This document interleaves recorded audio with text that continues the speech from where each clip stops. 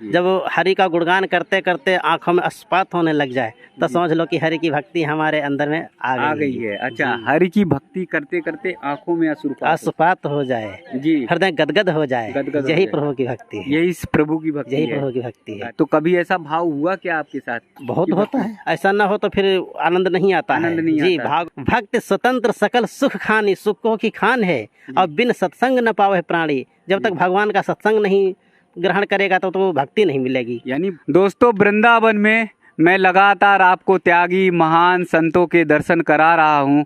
वृंदावन की ये पुण्य भूमि, वृंदावन की ये धन्य भूमि संतों के आशीर्वाद से और पुण्य हो जाती है। ठाकुर जी का, राधा रानी का यहाँ आशीर्वाद बरसता ही बरसता है। एक ऐसे ही महान संत के दर्शन मैं कराऊंगा जो बाल योगी हैं, बचपन से ही संत बन गए और उनके मन में भाव में आया कि बस अब केवल ठाकुर जी की और राधा रानी की भक्ति करनी है और वृंदावन में आकर वास कर रहे हैं। महाराज जी, राधे राधे। राधे राधे जी। बचपन से ही क्या मन में भाव आया कि आप जो है संत बन गए?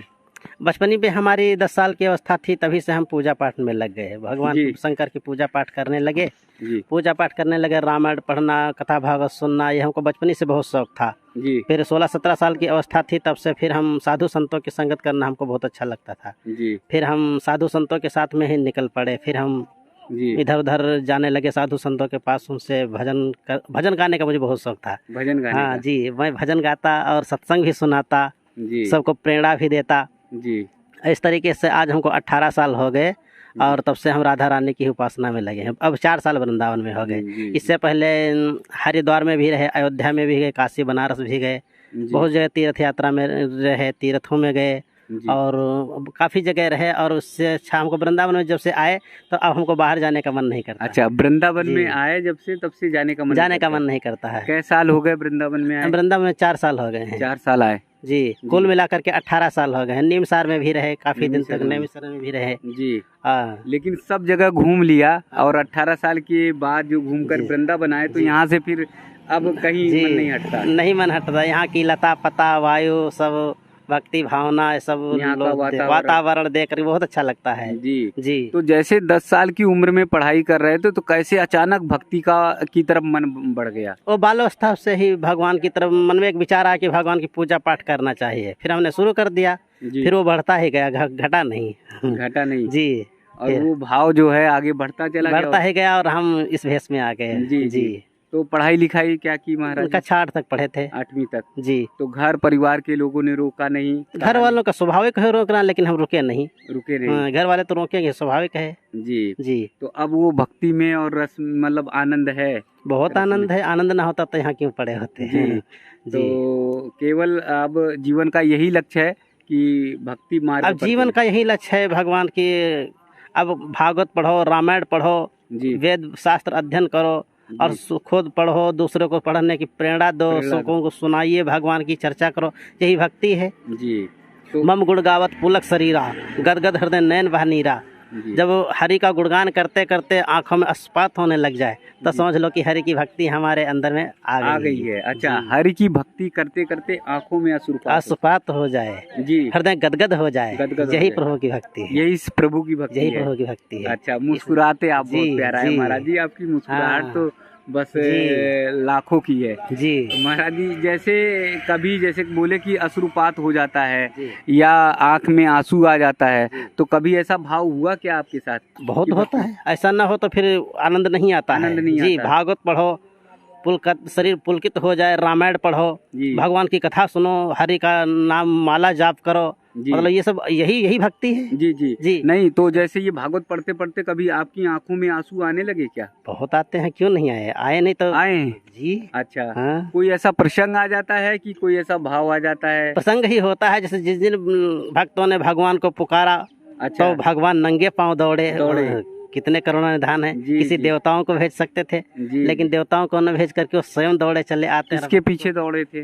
जैसे द्रौपदी ने पुकारा, गजग्राह ने पुकारा, और सुदामा जी मिलने के लिए भगवान से गए तो नंगे पांव दौड़ पड़े जी। उनके अपने तन का भी होश नहीं रहा जी। तो प्रभु की कथा तो अनंत है। ये जब भाव आता है तो फिर रुक नहीं पाते, फिर आंखों में आंसू की धारा बह जाती है। द्रौपदी मैया के लिए तो जब जी। लाज बचाने के लिए जी। भागे तो आगे आगे उनकी जी। साड़ी की चीर बढ़ रही थी जी, जी। और पीछे पीछे ठाकुर जी थे। कि बहन तो ये मैं लीलाएं सुन करके कितना आनंदित होते हैं कि देखो ऐसे प्रभु को छोड़ करके जो सांसारिक लोग में संसार के लोग विषय वासना में चाहते हैं, तो तुलसीदास जी महाराज जी कहते हैं कि इनको ब्रह्मा ने जो है इनकी मति को हर लिया है। हर लिया हर है। लिया है अच्छा, और भगवान की ही भक्ति में सब कुछ है। भगवान की भक्ति में ही सब कुछ है। काकुशल से भगवान ने कहा कि तुमने इतनी चतुराई दिखाई है कि संसार के सारे सुखों को मांग लिया। जो भक्ति मांगी, जो भक्ति मांगी तो आपने संसार के सारे सुखों को मांग लिया। मतलब तात सुरख अपवर्ग सुख धैर्य तुला एक अंग, अब तुलह न ताहे सकल मिल जो सुख लो सत्संग। जो हरि की कथा में जो भक्ति में जो आनंद है, तो संसार के सारे सुखों को तराजू के एक पलड़े पे रख दिया जाए फिर भी उसके एक लव भर नहीं है। लव भर नहीं है जी। तो आपको सोना चांदी और राजपाट दे दिया जाए सब छोड़ देंगे? ये खाने पीने की सामग्री थोड़ी ना है। अच्छा, ये खाने पीने की सामग्री हो, खाओ पियो भगवान का भजन करो। अच्छा। ये सोना चांदी क्या है? तो सिर्फ जी उससे मोह माया से उसमें कोई आकर्षण ही नहीं। वो तो संसार की वस्तु है, संसार में ही रहेगी, हमारे साथ जाने वाली थोड़ी ना। हमको भूख लगी है तो हमको भोजन चाहिए। सोना चांदी को खाने की चीज़ तो है नहीं जो हम खा लेंगे पेट भर जाएगा। खाने पीने का पदार्थ दो, खाओ पियो भगवान का भजन करो। लेकिन लोग जो है उसको इकट्ठा करते हैं, लोग उसे कलेक्शन करते हैं। तो लोगों की बात अलग है, वो संसार में ही सुख चाहते हैं। वो समझते हैं संसार में ही सुख है, भोगों में ही सुख है। लेकिन हमारे धर्म ग्रंथ कहते हैं कि भोगों में सुख नहीं है, भोगों को इसे सुख मत मानो। अब भोगों को सुख नहीं मानने के लिए कह रहे हैं। सुख सिर्फ भगवान की भक्ति ही बताई है। भक्ति स्वतंत्र सकल सुख खानी, बिन सत्संग न पावे प्राणी। भक्ति स्वतंत्र सकल सुख खानी, सुखों की खान है, और बिन सत्संग न पावे प्राणी। जब तक भगवान का सत्संग नहीं ग्रहण करेगा तो भक्ति नहीं मिलेगी। यानी भक्ति गुणों मतलब सुख का गान है, सुखों की खान है जी। इसके अलावा भक्ति के सिवा जिसने जो कुछ मांगा संसार की वस्तुएं, तो भूसा मांगने के समान है। भूसा जैसे धान की भूसी कूटने के समान है जी। भाई हम परमात्मा को मांग ले तो हमने सब कुछ मांग लिया, और परमात्मा को छोड़ करके हमने संसार की वस्तुओं को अपनाया तो संसार कितने राजा महाराजा आए राज करके चले गए जी। तो वो तो धरती तो यहीं रह गई, वो तो ले नहीं गए। लेकिन जिन्होंने भक्ति किया है उनका नाम आज अजर और अमर है। जैसे मीराबाई कितने भी संत हैं उनके, हम कहाँ तक नाम संत रैदास जी, सभी हैं। हाँ सभी हैं। कुल मिलाकर के भक्ति से बढ़कर के कुछ सुख है नहीं दुनिया में जी। तो भक्ति के भाव में बहकर पूरा जीवन जो है भक्ति मार्ग पर ही लगाना अब यही लक्ष्य है। यही लक्ष्य है जी। जीना मरना तेरी गली में, जीना मरना तेरी गली में। मतलब जीना मरना कन्हैया जी की गली में। तेरे फूलों से भी प्यार, तेरे कांटों से भी प्यार, हमको दोनों है स्वीकार। जो देना है दे करतार जी, हमको दोनों स्वीकार हैं। अच्छा, फूलों से भी प्यार है, कांटों से भी प्यार है। अगर इस मार्ग पर कभी कष्ट भी मिला तो कोई दिक्कत नहीं, क्या दिक्कत कोई तकलीफ नहीं जी। वो आनंद के साथ जो है जी, वो आनंद है तो सब कुछ है। आनंद है तो जी।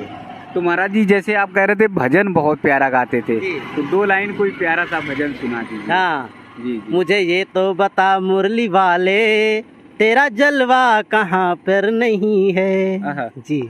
जी 2 लाइन और कोई बढ़िया सा प्यारा सा भजन हो गया। मुझे ये तो बता मुरली वाले, तेरा जलवा कहाँ पे नहीं है। बहुत सुंदर।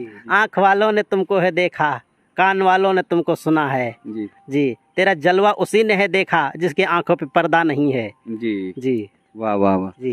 तो आपका जो स्वरूप लग रहा है ना, वो एकदम वामन अवतार जैसा है कि 3 डग में पूरी धरती नाप दोगे तो आप उसी तरह के नाप दोगे। आपका भाव, आपका प्रेम, आपका स्नेह ऐसे ही है। और ऐसे ही संत हमारी धरती को, हमारे देश को, हमारी पृथ्वी को बचाए हुए हैं और कृपा हम लोगों पे बरसाते हैं कि लोक कल्याण के लिए आपने तो सब कुछ छोड़ दिया, सारा कुछ छोड़ दिया, घर परिवार छोड़ दिया जी। दोस्तों, वृंदावन की इस यात्रा में ऐसे महान संतों के दर्शन होंगे जिन्होंने अपने परिवार, अपना घर, सब कुछ छोड़ दिया।